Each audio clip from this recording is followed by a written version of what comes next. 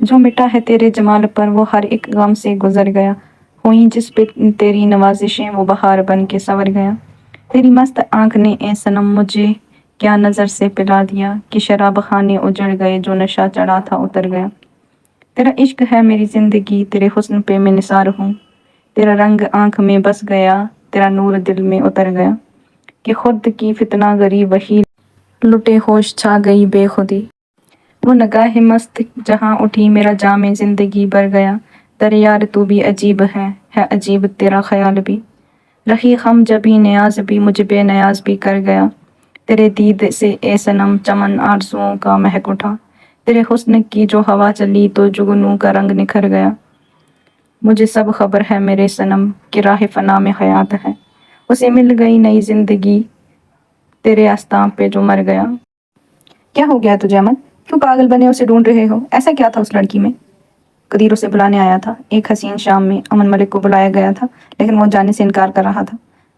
جب سے اسے دیکھا ہے نا، کچھ اور دکھتا ہی نہیں ہے، امن نے مسکرا کر جواب دیا تھا۔ اور رہی بات اس لڑکی کی، تو آئندہ تمیز سے اس کا ذکر کرنا۔ اس کا لہجہ یک لخت بدلا تھا۔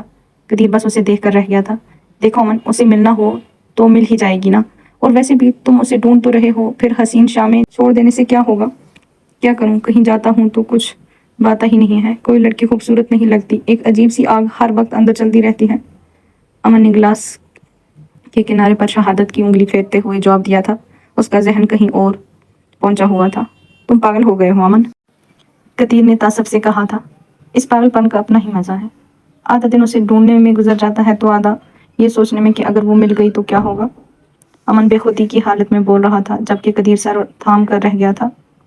اسے حیرت ہو رہی تھی کہ ایک بار دیکھنے سے امن کی یہ حالت ہو گئی تھی، اگر وہ دوبارہ سامنے آ جاتی تو کیا ہوتا۔ تیری مست آنکھ نے اے صنم مجھے کیا نظر سے پلا دیا کہ شراب خانے اجڑ گئے، جو نشہ چڑھا تھا اتر گیا۔ امن کی حالت کچھ ایسی ہی تھی، سارے نشے اتر گئے تھے، اسے بس ایک نشے کی طلب تھی، اور وہ نشہ خناویرانہ تھی۔ شہینہ پھپھو کی واپس جانے کی تیاری ہو چکی تھی، سب نیچے لانج میں جمع تھے، رخسار پھپھو بھی ادھر ہی آئی ہوئی تھی۔ ہناوے نے کن اکھیوں سے سب کو دیکھا تھا، اور پھر وہ چھپتی چھپاتی لانج سے گزر کر باہر کی جانب بڑھ گئی تھی۔ اب اس کا رخ حیات ہاؤس کی طرف تھا، وہ خضر کو سبق سکھانے جا رہی تھی۔ شام کا وقت تھا، اس نے کچھ دیر پہلے خضر کی جیپ کو گھر میں داخل ہوتے ہوئے دیکھا تھا۔ وہ گھر آ چکا تھا، اور ہناوے کو یہی بہترین موقع ملا تھا۔ وہ خضر سے کہنے جا رہی تھی کہ وہ خود ہی یہ رشتہ توڑ دے۔ تم یہاں کیا کر رہی ہو؟ اسے اپنے گھر کے لانج میں دیکھ کر خضر چوکنا ہوا تھا۔ کھلے پنچوں والے ٹراؤزر پہنے، جس میں وہ رانا ہاؤس سے یہاں تک آتے ہوئے 10 بار اٹکی تھی، مگر شال کو خود کے گرد اچھے سے لپیٹا ہوا تھا۔ ناک ٹھنڈ کے بعد سرخ ہو چکی تھی۔ وہ لانج میں چاروں طرف نظریں دوڑا رہی تھی، جب خضر نے سیڑھیوں سے اترتے ہوئے اونچی آواز میں سوال کیا، مجھے تم سے بات کرنی ہے۔ لٹھ مار انداز میں کہا گیا تھا۔ تم وہ ایسے کہتی تھی جیسے خضر اس سے 10 سال چھوٹا تھا۔ بولو۔ وہ سیڑھیاں اتر کر اب لانج کے صوفے پر بیٹھ چکا تھا۔ گھر میں ہیٹر کی گرمائش تھی۔ میں تم سے شادی نہیں کرنا چاہتی۔ کچھ دیر سوچنے کے بعد ہناوے نے دھماکہ کیا تھا۔ خضر نے چونک کر اسے دیکھا۔ میں تو تم سے شادی کرنے کے لیے مرا جا رہا ہوں نا، خضر نے طنزیہ انداز میں کہا تھا۔ جو بھی ہے، لیکن مجھے تم سے شادی نہیں کرنی، تم خود پھپھو کو منع کرو، ہناوے نے منہ پھلاتے ہوئے کہا تھا۔ واہ واہ، کیا کہنے محترمہ کے، میرے کاندھے پر بندوق رکھ کر چلانا چاہتی ہو؟ خضر نے اب اس کی بات سے خز اٹھاتے ہوئے کہا تھا۔ تم بھی نہیں کرنا چاہتے شادی تو منع کرو، سمپل۔ تم خود کیوں نہیں کر دیتی؟ بقول تمہارے، تم تو سب کچھ کر سکتی ہو۔ میں نہیں کر سکتی انکار، تم کر دو، ہم دونوں کا فائدہ ہوگا۔ ہناوے کی آنکھیں چمکی تھی۔ میں بھی نہیں کر سکتا، خضر نے غور سے اس کے چہرے کی طرف دیکھتے ہوئے کہا تھا۔ اس کا دماغ تیزی سے کام کر رہا تھا، اس کے ہاتھ ہناوے کی کمزوری آئی تھی، وہ اس کا فائدہ اٹھا سکتا تھا۔ کیوں نہیں کر سکتے؟ ہناوے دبی دبی آواز میں چلائی تھی۔ کیونکہ مجھے تم سے شادی کرنے پر کوئی اعتراض نہیں ہے، میں تو اپنی پسند سے شادی کر ہی لوں گا دوسری، البتہ تم سے شادی کر کے میں امی کی خواہش پوری کر سکتا ہوں۔ تم امی کے ساتھ رہنا، گھر کے کام کاج کرنا، اور میں اپنی من پسند بیوی کے ساتھ تمہارے سائے سے دور رہوں گا۔ اس کے لہجے کا انداز اچانک ہی بدلا تھا۔ ہناوے آنکھیں پھاڑے اپنے سامنے کھڑے اس شخص کو دیکھ رہی تھی جو اس کی سوچ سے بھی زیادہ مطلب پرست تھا۔ اور سنو، اگر آئندہ تم نے مجھے تم کہا نا تو میں امی سے کہہ کر 1 ہفتے کے اندر تم سے نکاح کر کے یہاں لے آؤں گا، پھر سڑتی رہنا یہاں پر، تمہارے سارے ایڈونچرز میں پورے کروں گا، وہ خطرناک لہجے میں کہہ رہا تھا۔ ہناوے کی ریڑھ کی ہڈی میں سنسناہٹ ہوئی تھی۔ ویسے کمال ہے، ابھی منگنی بھی نہیں ہوئی اور ہناوے رانا اکیلے میں اپنے ہونے والے شوہر سے ملنے پہنچ گئی۔ اور اگر یہ خبر رانا ہاؤس میں پھیل گئی تو جانتی ہو کیا ہوگا؟ وہ صوفے سے اٹھ کر حناوی کی جانب بڑھا تھا، آنکھوں میں الوہی سی چمک تھی۔ حناوی ایک جھٹکے سے پیچھے ہوئی تھی، اس کے چہرے پر بے یقینی پھیلی تھی۔ آؤ ایک ساتھ ہی چلتے ہیں، سب کے سامنے ہاتھ پکڑ کر، پھر سب خود ہی سمجھ جائیں گے اور یقیناً ہماری شادی سب سے پہلے ہو جائے گی۔ ہجر نے کہتے ہوئے ہاتھ حناوی کی جانب بڑھایا تھا، جس کے چہرے پر خوف واضح تھا۔ اس سے پہلے ہجر مزید کچھ کہتا وہ جھٹکے سے پلٹی اور پھر سر پٹ بھاگی تھی وہاں سے۔ لانچ کے دروازے میں پہنچ کر اس کا ٹراؤزر پاؤں میں اٹکا تھا اور وہ دھڑام سے نیچے گری تھی اور پھر جھٹکے سے اٹھ کر دوبارہ گیٹ کی جانب بھاگی۔ اس کے چہرے پر ہوائیاں اڑی ہوئی تھی۔ اس کی حالت دیکھ کر ہجر کا بے ساختہ قہقہ بلند ہوا تھا۔ اتنا تو یقین ہو گیا تھا ہجر کو کہ اب حناوی کبھی اسے تنگ کرنے یہاں نہیں آنے والی تھی۔ حناوی کانپتی کانپتی رانا ہاؤس پہنچ گئی تھی۔ لان میں گھر کے سارے افراد جمع تھے۔ ارے حناوی بیٹا، تم تو ملی ہی نہیں ہم سے، ہمیں الوداع تو کہہ دو۔ شاہینہ پھوپھو نے اسے چھیڑا تھا۔ جی پھوپھو۔ حناوی چہرے پر زبردستی مسکراہٹ سجائے ان کی طرف بڑھی تھی۔ شاہینہ پھوپھو نے بغل گیر ہونے کے بعد وہ مدیحہ سے ملی تھی۔ ڈرائیور ان کا سامان گاڑی میں رکھ رہا تھا۔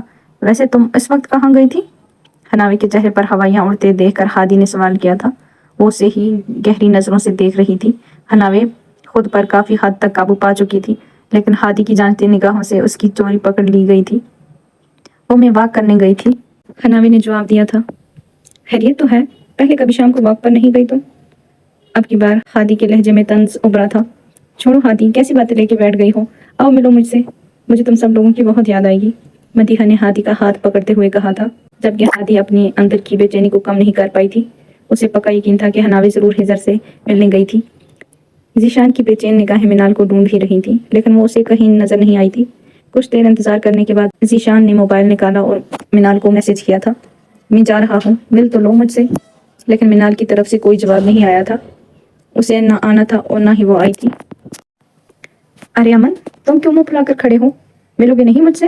شاہینہ پھوپھو نے منہ پھلائے خاموش کھڑے امن سے کہا تھا، جو سب کی باتیں سن رہا تھا اور خلاف توقع خاموش تھا۔ مجھے بات نہیں کرنی کسی سے، امن نے ہاتھ میں پکڑا فٹ بال سینے سے لگاتے ہوئے ہفکی سے کہا۔ لیکن کیوں؟ سب اس کی بات سن کر حیران ہوئے تھے اور اس کی طرف متوجہ ہوئے۔ بس دادو نے سب کی شادیاں فکس کر دی، میرا کسی نے نام نہیں لیا اور نہ کسی نے میرا سوچا اور نہ میرے لیے لڑکی ڈھونڈی۔ امن نے منہ پھیلاتے ہوئے شکوہ کیا تھا۔ اس کی بات سن کر ایک پل کے لیے خاموشی چھا گئی اور پھر سب کا بے ساختہ قہقہ بلند ہوا تھا۔ امن، تم پاگل ہو؟ شاہینہ پھوپھو نے اسے بازو سے پکڑ کر اپنے ساتھ لگایا تھا اور اس کی پیشانی پر پیار کیا۔ تم پریشان مت ہو، اب میں اپنے امن کے لیے گڑیا جیسی لڑکی ڈھونڈوں گی، ٹھیک ہے؟ شاہینہ پھوپھو نے اسے بہلایا۔ وعدہ کریں؟ امن نے کن آنکھوں سے شاہینہ پھوپھو کی طرف دیکھتے ہوئے کہا تھا۔ وعدہ۔ شاہینہ پھوپھو مسکرا دی اور امن بھی خوش ہو گیا۔ تبھی حناوی کو گیٹ سے ہجر آتا دکھائی دیا تھا اور وہ پیر پٹکتی اندر چلی گئی۔ کچھ دیر مزید رکنے کے بعد ذیشان منال کو دیکھنے کی حسرت لیے شاہینہ پھوپھو اور مدیحہ کے ساتھ واپس جا چکا تھا۔ رانا ہاؤس میں ان کے آنے سے جو رونق لگی تھی وہ ان کے جانے کے بعد مدھم پڑ گئی تھی۔ مجھے لگا تھا یہ ہجر حیات صرف رشوت خور ہے، لیکن یہ تو اس کے ساتھ ساتھ بے شرم بھی نکلا۔ حناوی اپنے کمرے میں پہنچنے کے بعد ہجر کے بارے میں اظہار خیال کر رہی تھی اور اپنے کمرے کو اس کی تعریفیں سنا رہی تھی۔ چہرہ غصے کی وجہ سے سرخ تھا، اینچیں گرنے کے باعث اس کی گھٹنے پر چوٹ لگ گئی تھی اور ٹھنڈ ہونے کی وجہ سے چوٹ کچھ زیادہ ہی اثر دکھا رہی تھی۔ اللہ کرے تم رشوت لیتے ہوئے پکڑے جاؤ، جن کہیں کے۔ چادر اتار کر بیڈ پر رکھی تھی اور اب اپنا گھٹنا تھامے وہ ہجر کو بدوائیں دے رہی تھی۔ اس سے پہلے وہ مزید کچھ بولتی، ٹھاک کی آواز سے دروازہ کھلا اور ہادی خطرناک تیوروں کے ساتھ کمرے میں داخل ہوئی تھی۔ کہاں گئی تھی تم؟ ہجر سے ملنے گئی تھی نا؟ ہادی یہ جانی کیفیت لیے پوچھ رہی تھی۔ حناوی نے تیوری چڑھا کر ہادی کو دیکھا تھا، جو پچھلے چند دنوں میں کافی بدل گئی تھی۔ ہاں گئی تھی، یہ کہنے کہ مجھے سے شادی نہیں کرنی اور وہ خود اس رشتے سے انکار کر دے، حناوی نے گھٹنے کی درد کو ضبط کرتے ہوئے بتایا تھا۔ جھوٹ بول رہی ہو تم، ہادی غصے سے دبی دبی آواز میں چلائی۔ تو تم یہاں کیا لینے آئی ہو پھر؟ اب کی بار حناوی کو بھی غصہ آیا تھا۔ میں اتنا کہنے آئی ہوں، تم جانتی ہو مجھے ہجر کتنا پسند ہے، تو پلیز تم کسی بھی طرح اس سے کوئی رشتہ مت جوڑنا، ہادی نے حتی المقدور لہجے کو نرم بناتے ہوئے کہا تھا۔ میری بات کان کھول کر سن لو ہادی، تم بھی جانتی ہو مجھے ہجر میں ذرا دلچسپی نہیں، میں ابھی یہی بات کرنے گئی تھی اس سے، لیکن وہ میری سوچ سے بھی گھٹیا نکلا۔ ہجر کی باتیں یاد کر کے حناوی کے کانوں سے دھواں نکلنا شروع ہو گیا تھا۔ ہادی اب اسے جانچتی نگاہوں سے تک رہی تھی، وہ سمجھنے کی کوشش کر رہی تھی کہ حناوی جو کہہ رہی تھی وہ سچ تھا یا جھوٹ۔ گھٹنے پر کیا ہوا ہے؟ حناوی کے چہرے پر کرب کے تاثرات دیکھ کر ہادی نے پوچھا تھا۔ हनावी ने चौंक कर उसे देखा। उसने आज काफी दिनों बाद पहले वाले अंदाज में कोई बात की थी। कुछ नहीं, गिर गई थी। हनावी ने बेड से उठते हुए जवाब दिया था। उसे अजीब सा एहसास हो रहा था और ऐसा ही कुछ हाल हादी का था। कितने दिन हो गए थे वो दिल से खुश नहीं हो पाई थी। जो रिश्ता उन चारों में पहले था अब वो कहीं खो सा गया था। हादी एक पल को हादी का एक पल को दिल किया था कि सब पहले जैसा हो जाए, लेकिन फिर हिजर का ख्याल उमड़ आया था। वो चाह कर भी हनावे से गिरने की वजह नहीं पूछ पाई थी। कुछ देर वो कशमकश की हालत में खड़ी रही और फिर कमरे से बाहर निकल गई। हनावे ने तासफ से बंद दरवाजे को देखा था। उसे हिजर पर इंतहाई का गुस्सा आया था। वही उनकी दोस्ती के रिश्ते में दरार की वजह बना था। हैदर मीर मुमताज आलम की हवेली का मेहमान खाना देखकर हैरान रह गया था। मेहमान खाने में फर्नीचर उम्दा और कीमती था। दीवारों पर कीमती कीमती मसूरी के शहकार लगे थे। नीचे ईरानी कालीन बिछा था। वो दिल ही दिल में मुमताज आलम के ज़ौक़ पे दाद दिए बिना ना रह सका। और तो और पीने पिलाने का इंतजाम भी अच्छे से कर रखा था। तो कहिए एसी साहब, कैसी लगी आपको हमारी हवेली? पीर मुमताज आलम अपनी मूंछों को ताव देते हुए पूछ रहा था। वैसी ही है जैसे गांव की चौधरी की हवेली को होना चाहिए, हैदर ने बिला झिझकते कहा था। उसकी बात सुनकर मीर मुमताज आलम का कहका बुलंद हुआ था। बातें अच्छी कर लेते हैं आप। मीर मुमताज आलम ने नरम व गुजार सोफे पर बैठे हुए कहा था। उसकी बारी वजूद सोफे के अंदर दसा हुआ मालूम हुआ था। हैदर पुरसुकून सा एक तरफ बैठ गया था और गहरी निगाहों से हर चीज का जायजा ले रहा था। मेहमान खाने में कीमती सोफों के दरमियान लंबी बड़ी सी शीशे की बनी मेज रखी थी, जिस पर यक देर बाद मुलाजमीन चाय के लवाजमात रख कर चले गए थे। वो पूरी मेज को तरह तरह के खाने की चीजों से भर गए थे। इतना सब कुछ किस लिए मुमताज साहब? हैदर ने लहजे को हमवार बनाते हुए पूछा। आप हमारे मेहमान हैं जी, और मीर मुमताज अपने मेहमानों की खिदमत इससे भी ज्यादा अच्छे नवाज में करता है। मीर मुमताज आलम ने अपनी शख्सियत का रौब डालते हुए कहा था। बिस्मिल्लाह कीजिए एसी साहब, अभी तो ये कुछ भी नहीं है। मुमताज आलम के कहने पर हैदर ने चाय का कप उठा लिया था। अभी वो 2 घूंट भी नहीं ले पाया था कि मेहमान खाने में एक लड़का दाखिल हुआ, जिसे देखकर हैदर के चेहरे के तसरात बिगड़े। वो वही लड़का था जो बाहर डॉक्टर अमले के तंग कर रहा था। आ मेरा शेर पुत्र, जल्दी आ, मीर मुमताज आलम ने लड़के को देखते हुए कहा था। एसी साहब, ये मेरा छोटा साहिबजादा है, मीर मुराद आलम। मुमताज आलम ने अपने बेटे का तरफ करवाया था, जो सपाट चेहरे सर्द निगाहों के साथ हैदर को घूर रहा था। मुलाकात हो चुकी है आपके साहिबजादे से, हैदर ने मुराद आलम से हाथ मिलाते हुए कहा था। उसके चेहरे पर मुस्कुराहट है कि लहजे में तंज था। मुराद आलम उसे घूर कर रह गया था। यह पहला एसी था जो उनके घर में इतना सुकून से बैठा था। मुराद से मिलने के लिए खड़ा भी नहीं हुआ था, और तो और कुछ देर पहले उसकी अच्छी खासी बेइज्जती कर चुका था। वो तब से मुराद आलम की आंखों में खनक रहा था। अगर हैदर नहीं होता तो आज वो डॉक्टर सीरत का खशर नशर कर देता, लेकिन अब वो अपने अंदर जलती आग को दबाए बैठा था। कहाँ जा रही हो तुम? मिनाल ने नमल को पैकिंग करते देखा तो पूछा। हैदराबाद, नमल ने मसरूफ से लहजे में जवाब दिया। लेकिन किस लिए? मिनाल हैरान हुई। वो काफ़ी दिनों बाद खुद थोड़ा बहुत नॉर्मल हो पाई थी। आज इतवार था। वो नमल के कमरे में आई तो उसे पैकिंग करते देख कर ठटकी। कुछ माह पहले जो हमने वहाँ के मुख्तलिफ गाँव में जो काम किया था, अब उसकी रिपोर्ट तैयार करनी है कि सब ठीक चल रहा है या नहीं, नमल ने जवाब दिया था। नवीन आप ही साथ जाएंगी? नहीं, इस बार अकेली जा रही हूँ, नमल ने बैग बंद करते हुए कहा था और फिर उसे उठाकर अलमारी की तरफ बढ़ गई। उसके बाल पौनी में बंद थे और चेहरे पर संजीदगी छाई थी। अकेले? डर नहीं लगेगा? मिनाल ने हैरत से पूछा। किस बात का डर मिनाल? नमल को हैरत हुई। औरत को इतना मजबूत होना चाहिए कि वो खुद की हिफाजत कर सके। मिनाल उसकी बातें गौर से सुन रही थी। मैं साथ चलूं? अचानक उसने सवाल किया था। तुम वहाँ क्या करूँगी? कुछ भी कर लूँगी, तुम्हारे साथ गाँव घूम लूँगी, लेकिन मैं जाना चाहती हूँ कुछ दिन के लिए यहाँ से दूर। मेरा दिल नहीं लगता यहाँ, मिनाल ने अजीब से लहजे में बताया था। नमल उसकी बात सुनकर चौंकी थी। क्या हुआ मिनाल, तुम ठीक तो हो? नमल अब उसके सामने बेड पर बैठकर उसके गाल को सहलाते हुए पूछ रही थी। उसे कुछ दिनों से मिनाल बुझी बुझी लग रही थी। मैं अपना जहन बदलना चाहती हूँ नमल, मुझसे पूछे बिना दादू ने मेरी जिंदगी का फैसला कर दिया और जीशान से। मिनाल एकदम नमल के गले लग गई थी और फिर कहना शुरू किया था। उसके लहजे में नमी घुल गई थी। वो कैसे किसी को अपने दिल की कैफियत बताती? नमल उसके यूं जज्बाती होने पर हैरान रह गई थी। वो क्या कहती? उसकी जिंदगी का फैसला भी बहुत पहले कर दिया गया था। कुछ नहीं होता मिनाल, पुरसुकून हो जाओ, अल्लाह पर भरोसा रखो, सब ठीक हो जाएगा, नमल ने उसकी पीठ को सहलाते हुए दिलासा दिया था।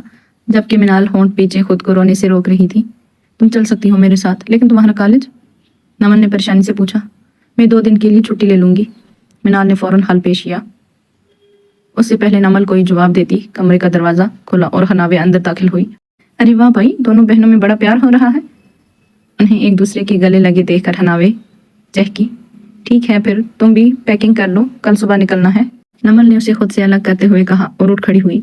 आओ हनावे, बैठो। तुम्हें आज हम जैसे गरीब लोगों की याद कैसे आई? नमल ने अब हनावे को छेड़ा था। नमल अपी, तुम जानती हो पूरे राना हाउस में मुझे बस तुम और हैदर ही पसंद हो। हनावे ने हफ्की से मुंह बनाते हुए जवाब दिया। उसकी बात सुनकर नमल मुस्कुरा दी। और ये कहाँ जाने की तैयारी हो रही है? हनावे ने अबरू उचकाकर पूछा। हैदराबाद, और मिनाल मेरे साथ जा रही है। नमल ने बेड पर पड़े बाकी कपड़े उठाते हुए बताया। वाह, मैं भी जाऊंगी। हनावे जोर से चिल्लाई। पागल हो गई हो? इस घर के लोग पहले मुझसे तंग हैं। मैं तुम सबको साथ ले जाऊंगी तो वो शवेज मुझे घर से ही निकाल देगा। अमल ने कानों को हाथ लगाते हुए कहा। प्लीज प्लीज प्लीज नवल अपी, प्लीज, मुझे भी जाना है। और अगर शवेज ने घर से निकाल दिया तो हम हैदराबाद में रह लेंगे या फिर इस्लामाबाद में। हनावे ने नमल के गले लगते हुए कहा था। नमल उसकी हरकत पर दंग रह गई थी। बात मनवाने का अच्छा तरीका है। नमल ने हनावे के सर पर चट लगाई। हाँ, तो मिनाल ने भी ऐसे ही मनाया होगा। मैंने सोचा मैं भी कोशिश कर लूं। हनावे ने शरारत से कहा तो नमल उसकी बात सुनकर मुस्कुरा दी। अब तो ये तय था हनावे के बगैर वो नहीं जा सकती थी। हनावे लाजमी उसके साथ जाती। ठीक है, तुम दोनों अपनी अपनी अम्मियों से इजाजत ले लो, फिर चलते हैं। नमल ने कहा तो उन दोनों ने इस बात में सर हिला दिया। इजाजत मिलना मुश्किल था, लेकिन कोशिश तो की जा सकती थी। हनावे और मिनाल ये मौका गंवाना नहीं चाहती थी। तुम्हारे हाथ बहुत खूबसूरत हैं, तुम तारीज क्यों नहीं लिखती? दाऊद गौर से कंप्यूटर के कीबोर्ड पर फिसलती उसकी महरूती अंगुलियों को देख रहा था। उसकी निगाहें हाथों से हट नहीं रही थी। वो चेहरा क्या देखता। तुम इतने बुत बने क्यों खड़े हो? वो बिना उसकी तरफ देखे पूछ रही थी। जहानत से चमकती आंखें स्क्रीन पर फिसल रही थी। वो एकदम ठटका। देख रहा हूँ याले मलिक कि खुदा ने तुम्हें किस मिट्टी से बनाया है, वो कहना चाहता था, लेकिन बस सोच कर रह गया था। अचानक उसकी हरकत करते हाथ पर बर को साकित हुए और चेहरे पर सुर्खी उभरी। क्या हुआ, तुम रुक क्यों गई? दाऊद ने सवाल किया। सुबह अमन का बर्थडे है, मुझे अब याद आया। मुझे उससे बात करनी है, मैं अभी आती हूँ। वो एक झटके से उठी, फोन उठाया और बाहर निकल गई। अलबत्ता वो अपनी मदहोश करने वाली खुशबू उसके इर्द गिर्द छोड़ गई थी।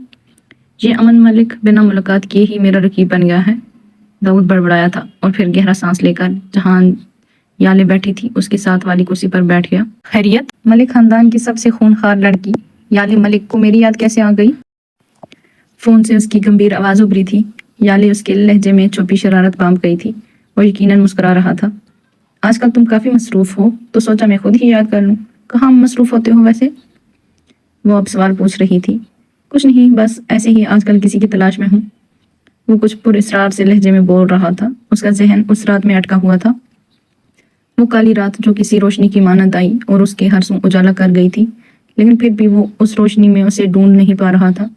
हैदराबाद हो तुम? याले ने दूसरा सवाल किया। वो उसकी बात को नजरअंदाज कर गई या शायद समझ नहीं पाई थी। हाँ, और काफी बेजारियत महसूस हो रही है यहाँ पर, अमन ने उकताए हुए लहजे में कहा था और बाकी के अल्फाज उसके मुंह में ही रह गए थे। उसकी नजर सामने बड़े से बुद्ध के दरख्त के नीचे झूले पर बैठी लड़की पर पड़ी थी जो झूला झूल रही थी। वो तो साकत रह गया था। वो वही तो थी वो जिसे ढूंढ ढूंढ कर पागल हो गया था। हनावे, बस करो आप, यहाँ काफी धूप है, चलो आप चलते हैं। नमल ने कह के लगाती हनावे से कहा था, जो हर नई उड़ान पर दिलो जान से हंस रही थी। हैदराबाद की चमकीली धूप में अमन मलिक को उसकी हंसी ठंडी पुमार की मानद महसूस हुई थी और उसने बारिश की ठंड को महसूस किया था। अमन, हेलो अमन, तुम सुन रहे हो? याले की आवाज फोन से उभर रही थी, लेकिन सुन कौन रहा था? उसकी खूबसूरत हंसी ने अमन मलिक को कुछ सुनने के काबिल कब छोड़ा था। नमल आपी, ये पागल हो गई है, पहले तो कभी झूले नहीं लिए और आज देखो। इसे छोड़ो, हम चलते हैं। मिनाल ने पास खड़ी नमल का हाथ पकड़कर खींचा था। अरे नहीं, रुको, मैं भी आती हूँ। उसने जमीन पर पांव रख आहिस्ता होते झूले मुकम्मल तौर पर रोका। छलावे की तरह झूले से उतरी और उन दोनों के पीछे भागी, जबकि वो आज दूसरी दफा किसी पत्थर की मूरत बने उसे जाते जाता देख रहा था। वक्त जैसे थम सा गया था। हवाएं साकित हो गई थीं। क्या हुआ? ख्वाब देख रहा था या उसने जो अभी देखा वो सच था? कितने ही पल खामोशी की نظر ہوئے تھے۔ امن کی دل دھڑکنے کی آواز اس کے پاس کھڑا شخص بخوبی سن سکتا تھا، لیکن صد شکر وہ اس وقت اکیلا تھا۔ وہ تب تک راستے کو دیکھتا رہا تھا جب ان کی گاڑی نظروں سے اوجھل نہیں ہو گئی تھی۔ جسے وہ ہر جگہ ڈھونڈ چکا تھا، اسے وہ ملی بھی تو کہاں؟ اس کے اپنے گاؤں کے ڈیرے کے قریب۔ وہ ڈیرے پر تھا۔ نمل آج پھر اس مختصر راستے سے گزری جو جلدی ان کے گاؤں پہنچ جاتا تھا۔ ڈیرے کے سامنے سڑک تھی اور اس کی دوسری جانب کھیت تھے، اور سڑک کے کنارے پر بود کا درخت تھا جہاں ایک جھولا لٹکا ہوا تھا، اور اسی جھولے پر وہ نازنین کچھ دیر پہلے بیٹھی کھلکھلا کر ہنس رہی تھی۔ ہیلو امن، کہاں گم ہو گئے؟ یالے کی آواز ابھری، اور اس بار امن ملک کسی ٹرانس کی کیفیت سے باہر نکلا تھا۔ اس نے چونک کر آس پاس دیکھا، لیکن وہاں کچھ بھی نہیں تھا۔ وہ جا چکی تھی پہلے کی طرح، اور وہ کچھ نہیں کر پایا تھا۔ اب کسے چاہیں، کسے ڈھونڈا کریں؟ وہ بھی آخر مل گیا، اب کیا کریں؟ ہلکی ہلکی بارشیں ہوتی رہیں، ہم بھی پھولوں کی طرح بھیگا کریں۔ آنکھیں موندے اس گلابی دھوپ میں دیر تک بیٹھے اسے سوچا کریں۔ دل محبت تیوں دنیا شاعری، ہر دریچے سے تجھے دیکھا کریں۔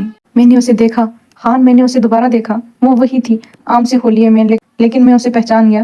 مجھے یقین نہیں ہوتا، میں نے آج اسے دوبارہ دیکھا۔ امن کی خوشی دیکھنے لائق تھی۔ وہ خان کو کندھوں سے پکڑ کر خوشی سے چلا رہا تھا۔ اس کے چہرے پر الگ ہی رونق تھی۔ خان اسے خوش دیکھ کر مسکرا رہا تھا۔ مجھے یقین نہیں آتا کہ وہ یہاں رہتی ہے۔ وہ کوئی طوائف نہیں ہے، وہ تو بس… شدت جذبات سے امن کے منہ سے الفاظ نہیں نکل رہے تھے۔ خان نے محسوس کیا امن کے جسم میں اس کی زبان کی طرح واضح لرزش تھی۔ مالک، آپ بیٹھ جائیے۔ خان نے پلاسٹک کی کرسی کو کھینچ کر امن کے قریب کیا تھا، اور امن کرسی پر بیٹھ گیا تھا۔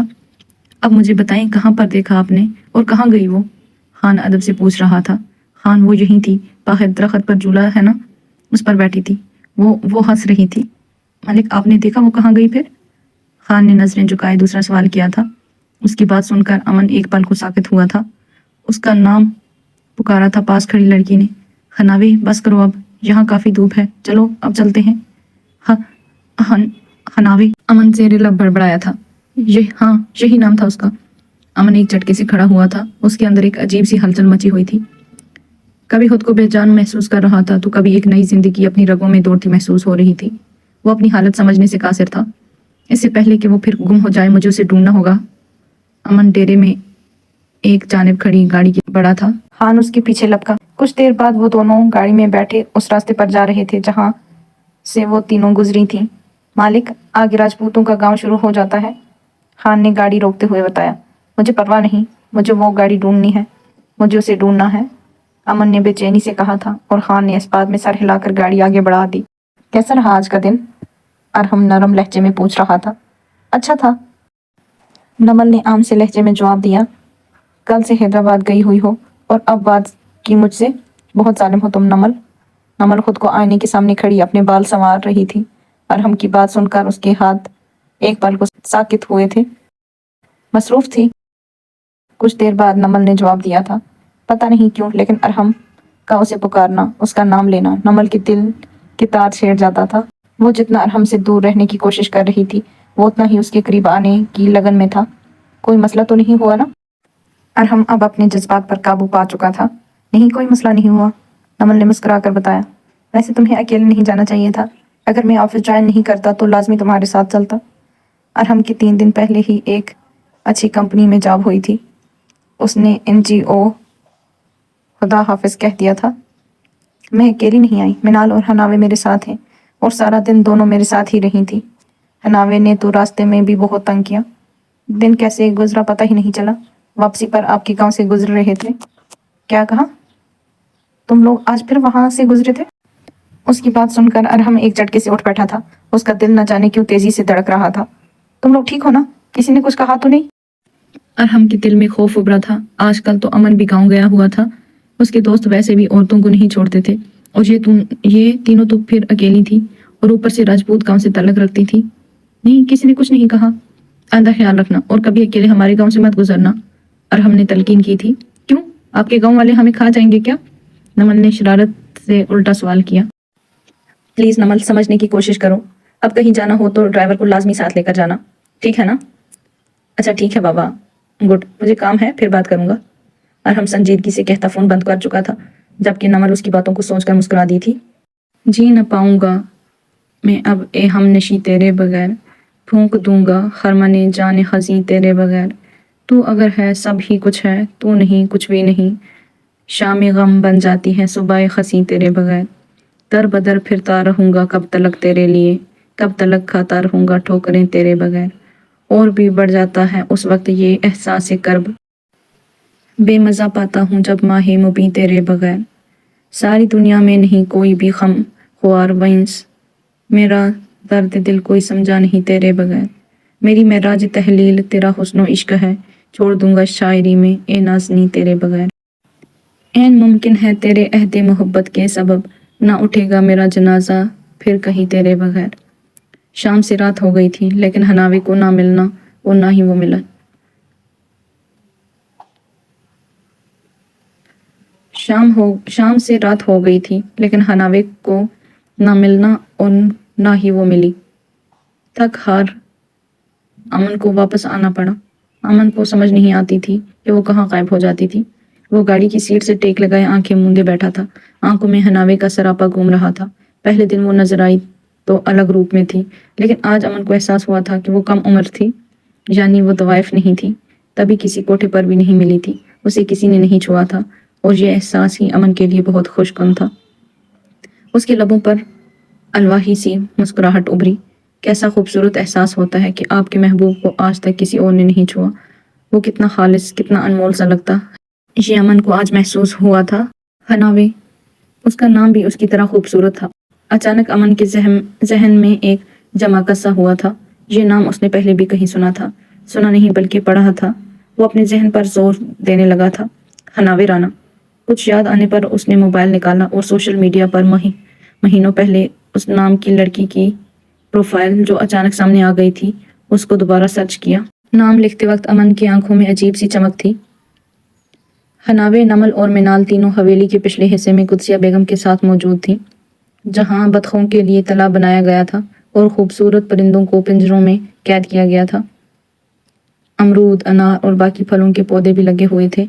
پرندوں کی چہچہاہٹ نے ماحول کو خوبصورت بنایا ہوا تھا۔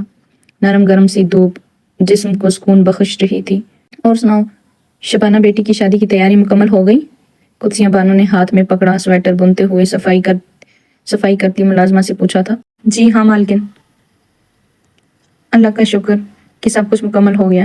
کل مہمان بھی آ گئے۔ آپ لوگوں نے جو ہماری مدد کی ہے، اللہ اس کا اجر دے آپ کو، ورنہ ہم غریب لوگ کہاں سے بیٹی کا جہیز بناتے اور کہاں سے اس کی خوشیاں پوری کرتے۔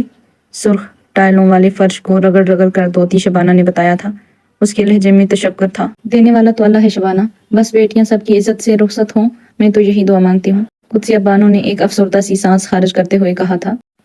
گاؤں والے بھی اچھے ہیں جی، رات کو ابھی ٹھنڈ ہوتی ہے، مہمان آئے ہوئے تھے، ہمارے پاس اتنے بستر بھی نہیں تھے تو نسیم کا ابا بستر مانگ کر لایا تھا، آس پڑوس میں سب نے مدد کی تھی جی۔ شبانہ کل رات کی گزری واردات خوشی خوشی بتا رہی تھی۔ چلو یہ تو اچھی بات ہے، تم آج نہ آتی بلا، بیٹی کی شادی ہے، گھر میں 100 کام ہوتے ہیں۔ تم ایسا کرو، اسے یہیں چھوڑو اور جاؤ گھر مہمانوں کی خدمت کرو۔ یہ فرش رحیمہ کو بھیج دینا، وہ دھو دے گی۔ قدسیہ بیگم نے روبدار لہجے میں کہا تھا۔ نہیں مالکن، بس تھوڑا سا رہ گیا ہے، صاف کر کے ہی جاؤں گی، شبانہ نے مسکراتے ہوئے جواب دیا تھا۔ اسے اپنے گھر سے زیادہ یہ حویلی اور اس کے مکین عزیز تھے جو اچھے برے وقت میں ان کی مدد کرتے تھے۔ نمل لیپ ٹاپ پر اپنی رپورٹ تیار کر رہی تھی جبکہ حناوی اور منال پرندوں کے پنجروں کے پاس کھڑی تھی۔ اندر رنگ برنگے طوطے قید تھے جن کی وہ دونوں تصویریں بنا رہی تھی۔ دیکھو میرے ساتھ، یہ طوطے بھی صاف نظر آنے چاہیے، منال نے پنجرے کے پاس ایک انداز سے کھڑے ہو کر کہا۔ وہ تصویر بنوانے کے لیے تیار تھی، یہاں آج کل کافی حد تک اس کا ذہن بھٹک گیا تھا۔ شاویز کا خیال کم ہی آیا تھا۔ اس سے پہلے کہ حناوی اس کی تصویر بناتی، اس کے موبائل پر کال آئی تھی۔ 1 منٹ رکو منال، امی کا فون ہے، میں بات کر لوں پہلے، حناوی نے کہتے فون کان سے لگایا تھا۔ السلام علیکم امی، کیا حال ہے؟ یہاں آنے کے لیے حناوی نے فاریہ بیگم کی کتنی منتیں کی تھی، یہ تو صرف وہی جانتی تھی۔ اجازت دینے کے باوجود فاریہ بیگم اس سے خفا تھی، اور اب ان کا فون آنا حناوی کو خوشگوار حیرت میں مبتلا کر گیا تھا۔ حناوی، وہ علیزے، فاریہ بیگم کی بوکھلائی ہوئی آواز ابھری تھی۔ کیا ہوا علیزے کو؟ وہ ٹھیک تو ہے نا؟ ان کی پریشانی سے بھری آواز سن کر حناوی کے دل کو کچھ ہوا تھا۔ حناوی بیٹا، تمہاری دوست علیزے اب اس دنیا میں نہیں رہی، اس نے خودکشی کر لی، وہ مر گئی، فاریہ بیگم نے گلے میں اٹکے آنسوؤں کے گولے کو روکتے ہوئے بتایا تھا، اور حناوی کو لگا جیسے کوئی دھماکہ ہوا ہو۔ فون اس کے ہاتھ سے چھوٹ کر سرخ ٹائلوں والے فرش پر گر چکا تھا۔ हनावे क्या हुआ? मिनाल परेशानी से उसकी जाने पड़ी जो पत्थर बनी खड़ी थी। बताओ तो क्या हुआ? उसके जवाब ना देने पर मिनाल ने उसे कंधे से पकड़कर हिलाया। वो धड़कते दिल के साथ हनावे की जद पड़ते चेहरे को देख रही थी। मिनाल के हिलाने पर चौंक कर उसकी जानिब देखा। क्या हुआ? किसका फोन था? मिनाल का दिल पूरी तरह से धड़क रहा था। अचानक हनावे जैसे होश में आई, नीचे पड़ा हुआ मोबाइल उठाया और पागलों की तरह से चिल्लाने की कोशिश की जो बंद हो चुका था। मोबाइल की स्क्रीन पर एक लकीर सी बन गई थी। यकीनन वो अंदर से टूट चुका था। नहीं, ऐसा नहीं हो सकता, अम्मी मजाक कर रही होंगी, अलीजी को कुछ नहीं हो सकता। वो पागलों की तरह कांपते हाथों से मोबाइल को चलाने की कोशिश कर रही थी, लेकिन वो ऑन नहीं हुआ था। क्या हुआ हनावे, कुछ बताओ तो। उसे पागलों जैसे हरकतें करते देखकर मिनाल ने उसे पकड़कर जिन जोड़ा। तो चलें जी, इस एपिसोड को इधर ही ख़त्म करते हैं। तो अगर बात करें इस एपिसोड की, तो जैसे अरहम मलिक और नमल के बीच में अब कुछ ना कुछ केमिस्ट्री स्टार्ट होने वाली है। और अमन को हनावे एक बार फिर से दिख गई। चलो ये बात अच्छी है, लेकिन उसे ये नहीं पता कि वो उसके दुश्मन की ही बेटी है। और अलीजे अचानक कैसे मर गई? हाय हनावे बेचारी, वो बहुत परेशान है इसके लिए। चलो अब देखते हैं आगे क्या होता है। अब आगे और ज़्यादा मज़ा आने वाला है इसमें। चलें तब तक अल्लाह हाफिज़, मिलते हैं अगली किस्त में।